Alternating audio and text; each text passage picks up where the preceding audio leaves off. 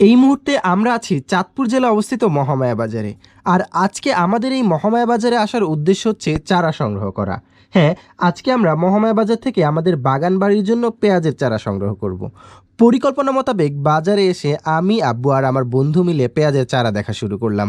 বলে রাখা ভালো, এই সিজনে কিন্তু পেঁয়াজের বীজ নয়, বীজ থেকে অঙ্কুরিত চারা বপন করতে হয় ফসলের জমিতে। কারণ বীজ ছিটিয়ে চারা তৈরির কাজ অনেক আগেই সেরে ফেলেছে কৃষকরা। এখন মূলত বীজতলা থেকে চারা গাছগুলোকে তুলে পাতলা করে দেওয়া হচ্ছে ভালো ফলনের জন্য। আর এই পাতলা করা অবশিষ্ট চারাগুলোই বিক্রি হচ্ছে বাজারে। আর আমরা যেহেতু সময় মতো বীজ ছিটিয়ে চারা তৈরি করতে পারিনি, তাই আমরাও চলে আসলাম বাজারে চারা কিনে বাগান বাড়িতে বপন করার জন্য। আমাদের এই দিকে 1 কেজি পেঁয়াজের চারা কিনতে গেলে আপনাকে গুনতে হবে প্রায় 100 থেকে 150 টাকা, যেটা কিনা বাণিজ্যিকভাবে চাষাবাদের জন্য অনেকটা ব্যয়বহুল। কিন্তু আমি যেহেতু শখ করে করতেছি, তাই দামটা তেমন একটা ব্যাপার না। কারণ বাঙালিরাই বলে শখের তোলা 80 টাকা।